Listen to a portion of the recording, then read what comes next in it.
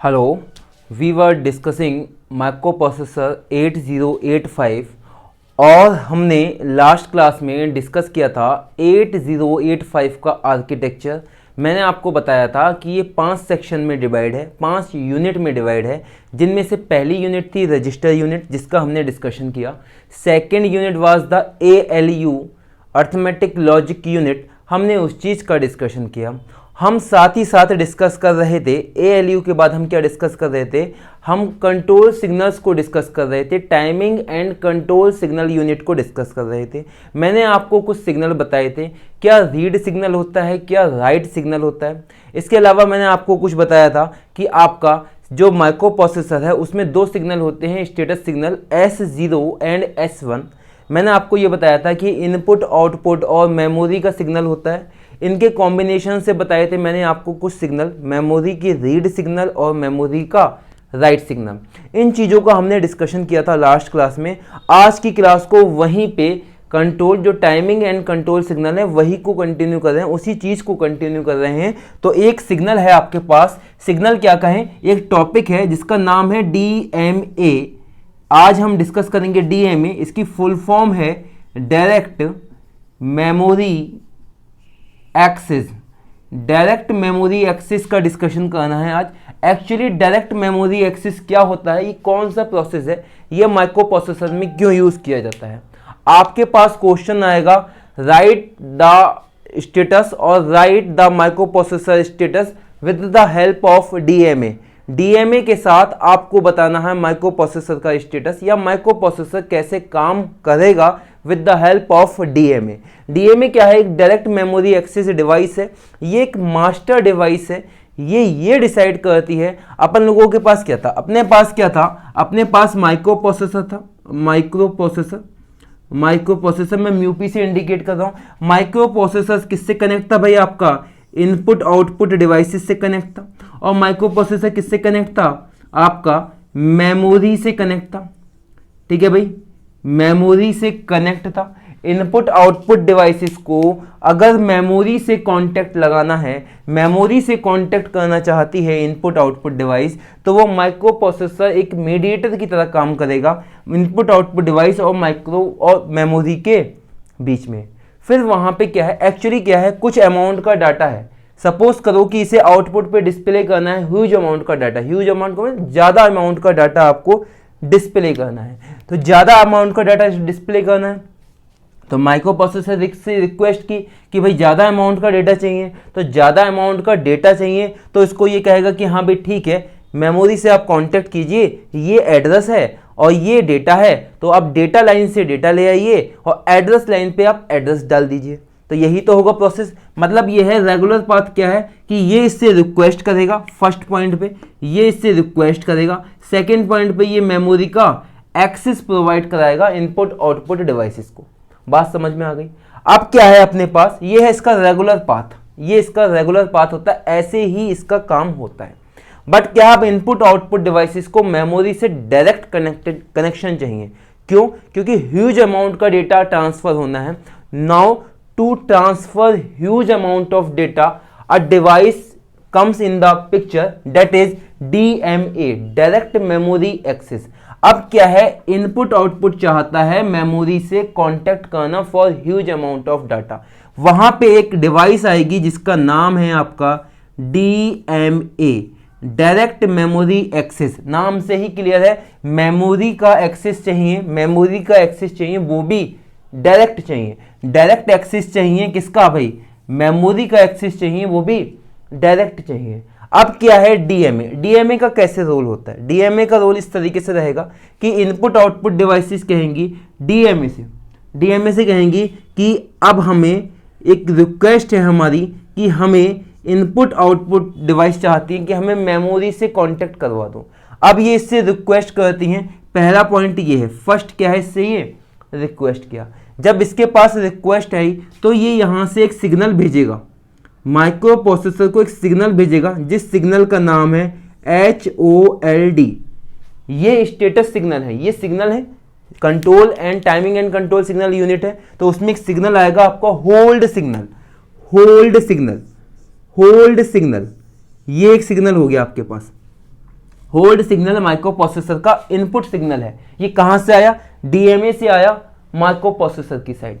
जैसे ही होल्ड का सिग्नल आएगा माइक्रो प्रोसेसर के पास, माइक्रो प्रोसेसर समझ जाएगा कि कोई मास्टर डिवाइस है जो ये रिक्वेस्ट कर रही है कि आप मेमोरी से जो एड्रेस लाइन और डेटा लाइन है आप उन्हें डायरेक्ट प्रोवाइड कीजिए किसी इनपुट आउटपुट डिवाइस को। तो ये होल्ड सिग्नल का मतलब ये है किसी मास्टर डिवाइस ने रिक्वेस्ट की है माइक्रो प्रोसेसर से, आप जो भी काम कर रहे हैं ठीक है, बट मेमोरी का डायरेक्ट एक्सेस प्रोवाइड कीजिए इनपुट आउटपुट डिवाइस को। बात समझ में आ गई? होल्ड सिग्नल क्या है? होल्ड सिग्नल को मैंने बता दिया कि होल्ड सिग्नल कहां से कहां आता है, डीएमए से कहां आता है, माइक्रो प्रोसेसर की साइड आता है। नाउ जब माइक्रो प्रोसेसर के पास होल्ड सिग्नल आ गया तो ये होल्ड का एक्नॉलेजमेंट देगा, इसे कहते हैं HLDA, ठीक है। तो HLDA सिग्नल कहां से कहां आता है? माइक्रो प्रोसेसर से। ये लिखा है micro and processor, micro processor से कहां आएगा? डीएमए पे। तो दूसरा सिग्नल है आपका HLDA, इसे कहते हैं इस होल्ड सिग्नल का acknowledgement, hold acknowledgement, hold acknowledge, ठीक है, होल्ड एक्नॉलेजमेंट या होल्ड एक्नॉलेज, ठीक है। तो ये क्या है? होल्ड सिग्नल का एक्नॉलेजमेंट करेगा कि हाँ मेरे पास होल्ड सिग्नल आया है, ठीक है, मैं आपको परमिशन देता हूं कि आप क्या है मेमोरी का एक्सेस डायरेक्ट प्रोवाइड करा दीजिए। तो ये हो गया पहली बात, फर्स्ट थिंग हो गई। सेकंड थिंग क्या था? होल्ड सिग्नल गया। थर्ड में क्या आया?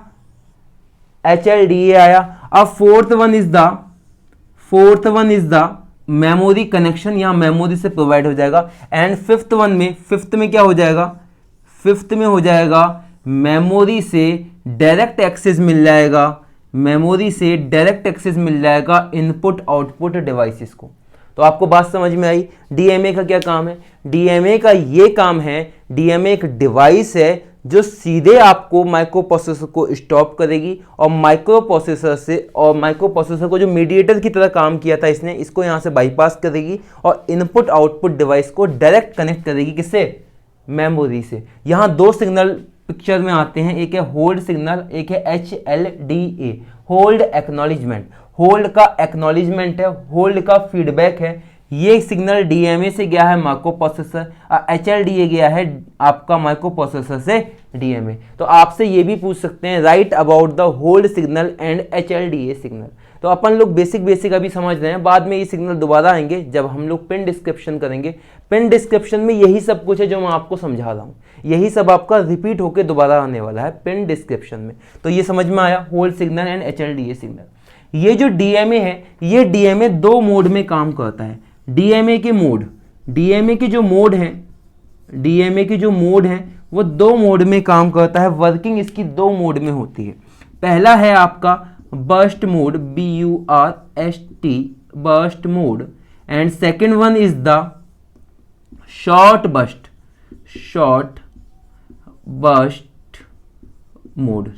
Burst mode. इसे आप साइकिल स्टीलिंग मोड के नाम से भी जानते हैं, साइकिल स्टीलिंग मोड, ठीक है भाई। अब ये इन दो मोड में काम करेगा। क्या होता है बर्स्ट मोड और क्या होता है short burst mode? Burst mode आप समझिएगा, जैसे ही डीएमए ने होल्ड सिग्नल दिया, माइक्रो प्रोसेसर क्या है वो स्टॉप हो गया। अब वो स्टॉप हो गया और वो तब तक स्टॉप रहेगा जब तक इन दोनों की जो भी एक्टिविटी है, फिफ्थ नंबर का जो आपका फंक्शन है, जब तक वो कंप्लीट नहीं हो जाएगा, फुल टाइम के लिए माइक्रो प्रोसेसर क्या रहेगा? स्टॉप रहेगा। इस बर्स्ट मोड में क्या रहेगा? माइक्रो प्रोसेसर फुल टाइम के लिए स्टॉप रहेगा, कोई भी वर्किंग नहीं करेगा। माइक्रो प्रोसेसर क्या हो जाएगा? स्टॉप हो जाएगा। और कितने टाइम के लिए? आपका फुल टाइम के लिए क्या हो जाएगा? माइक्रो प्रोसेसर स्टॉप हो जाएगा। बट शॉर्ट बर्स्ट में क्या होता है? शॉर्ट बर्स्ट में ऐसा नहीं होता। शॉर्ट बर्स्ट में जो आपका माइक्रो प्रोसेसर है वो आपका स्टॉप तो होता है बट आपका फुल टाइम के लिए नहीं होता। उसमें क्या है? पैकेट की फॉर्म में चलता है। जब भी उसे टाइम मिलेगा, जब भी उसे फ्री टाइम मिलेगा, जब भी उसे बीच बीच में फ्री टाइम मिलेगा, तो वो अपने और टास्क जो इसके पास और कंप्लीट करने के लिए टास्क हैं, इसके ऊपर और भी टास्क आते हैं, तो उन टास्क को कंप्लीट करेगा।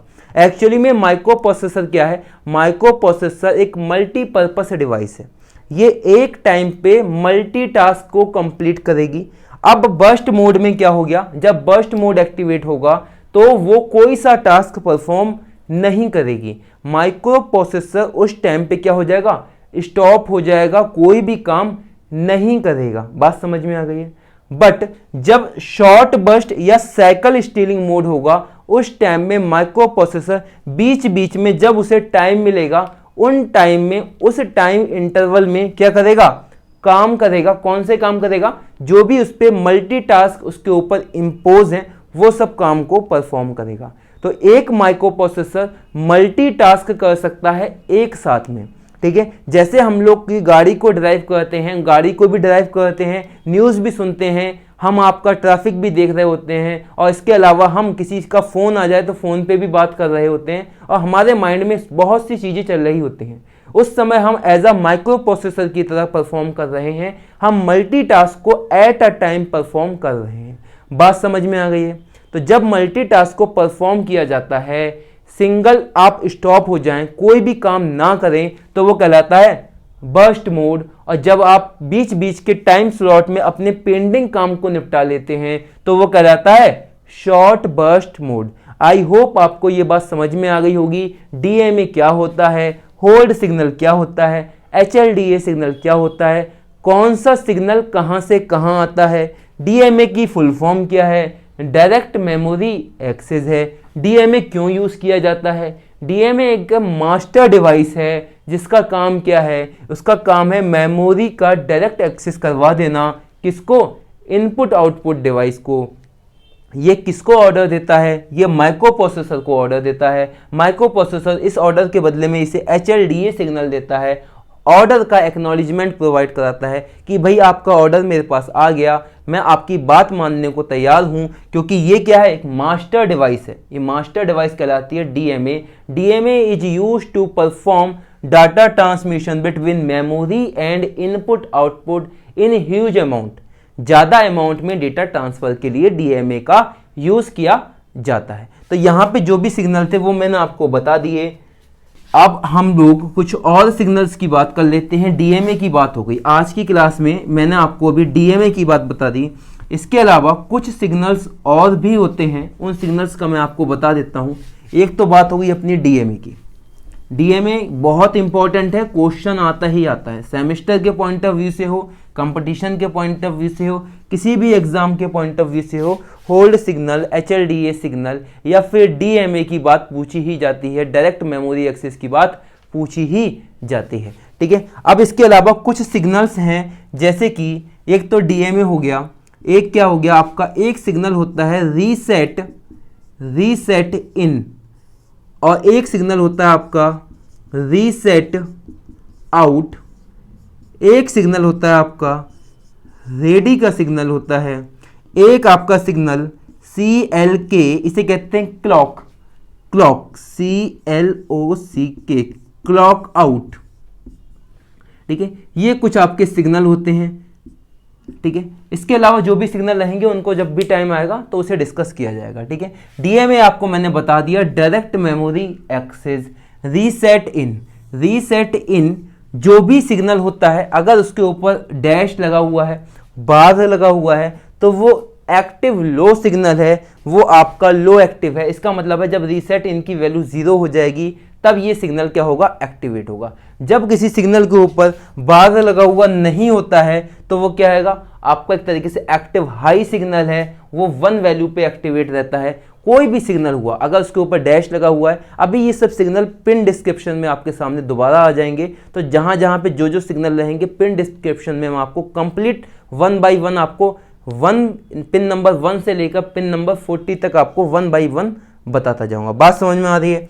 ये क्या है, रीसेट इन, ये एक तरीके का इनपुट सिग्नल है, ये जो कि माइक्रो प्रोसेसर पे आता है। और ये माइक्रो प्रोसेसर पे, जैसे मान लो कि कोई माइक्रो प्रोसेसर है, माइक्रो प्रोसेसर पे एक सिग्नल आएगा जिसका नाम क्या है, रीसेट इन।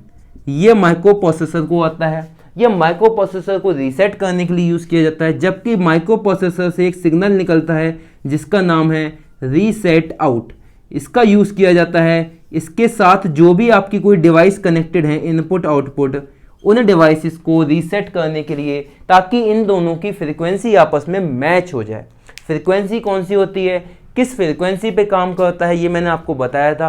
3 मेगाहर्ट्ज़ की फ्रीक्वेंसी पे काम करेगा 8085, बट इसकी रेंज क्या होती है 3 मेगाहर्ट्ज़ टू 6 मेगाहर्ट्ज़, और ये क्रिस्टल फ्रीक्वेंसी का हाफ होता है। प्रीवियस क्लास में मैंने आपको बहुत अच्छे से बताया है, तो आप इस चीज़ को दोबारा देखिएगा। रीसेट इन सिग्नल हो गया, रीसेट आउट सिग्नल हो गया, रीसेट इन सिग्नल हो गया, रीसेट आउट सिग्नल हो गया। एक सिग्नल होता है रेडी का सिग्नल, यह माइक्रो प्रोसेसर की तरफ आता है और ये बताता है रेडी का सिग्नल, ये इंडिकेट करता है कि आपका माइक्रो प्रोसेसर क्या है, एक तरीके से एक्टिवेट है।